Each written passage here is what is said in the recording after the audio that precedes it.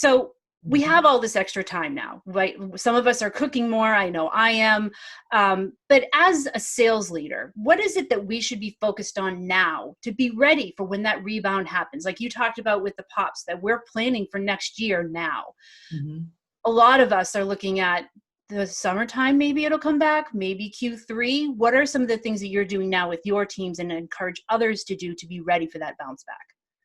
Yeah, absolutely. So hyper focused on this. It's really top of mind. So what's been really interesting is with our business in customer journey hijacking prevention, because everyone is online, the way that ad injections or the disruption from creating a fluid customer journey is happening, it is being more and more disrupted because more people are downloading extensions, trying to find Wi-Fi wherever they can, just so they can talk to loved ones and have conversations.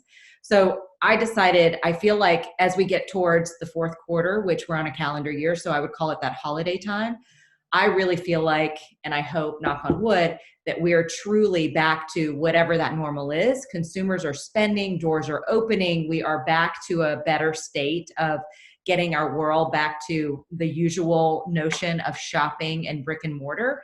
Now, I don't know what that's going to look like yet, but I feel like what we've seen and what we're seeing happening, it's the time to get our house in order. So I've been spending a tremendous amount of time getting back to basics. And what do I mean by that? I mean, let's cleanse and let's purge. And by the way, I'm doing it professionally. I've also been doing it personally because I have time to clean closets. And Yeah. My husband just put in a garden for my daughter. So that's happening. But professionally, it's time to start thinking about what are we going to do differently? And so I'll give you an example.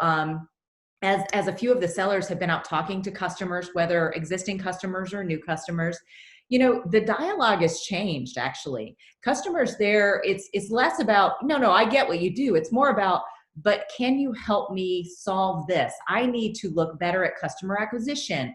I need to talk strategically. So now we're working on real-time training around the consultative approach to really have an open dialogue with our customers about what's happening with their business and how we can help them, whether it's marketing spend, what creative looks like. I mean, all of that kind of affects what consumers are seeing online and making that a fluid experience so they don't get lost. Mm-hmm. We're also thinking about 2021.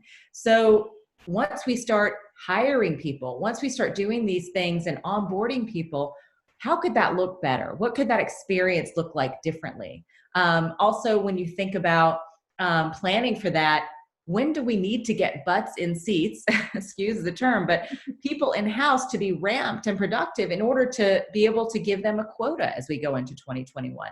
So those are things, let's train, let's coach. Like, we do have career laddering in place, which again, it goes back to what I said earlier, the employee is the most important person, but let's continue that theme and figure out how we can help people grow their careers and challenge them better and just train them. And so we're spending some time looking at those playbooks and how we can refine that as we go into the next year.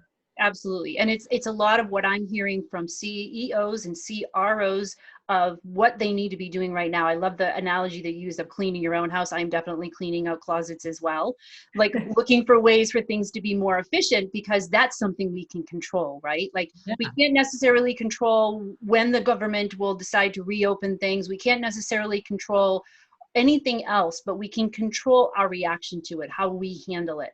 Training and coaching and developing is something that's important all the time, just like relationship building is, but it becomes even more paramount now when you're trying to figure out, all right, who on our team is going to actually be able to sell our way through this? What training and support do they need? Are they able to sell consultatively? How viable is our pipeline? I think what's going to happen, and this is just my 2-cent prediction, is that we're going to see a lot more focus on the people development of things versus the technology side of things. Because I think in the past that we've tried to figure out a way to get technology to replace people because we had a people shortage. That's not necessarily the case now. And I think now even more so that buyers want someone who can consult with them, can advise them, can guide them through to help them to make decisions because they know that they need to do something. They just don't know what yet, and they don't know where to turn for help. So kudos to you for seeing that beforehand. I think a lot of leaders are starting to understand that it is our people that matter. They're the ones that are going to make the difference here. Yeah, and even, even the language you use, the way you can phrase a sentence or a conversation with another human being, really analyzing that and helping. And again, I don't want to talk track people. I want them to use their own language and their own voice, but if you can really help them think through how they would want to be talked to, it really does help sort of the inside looking out and outside looking in perspective. Yeah, absolutely.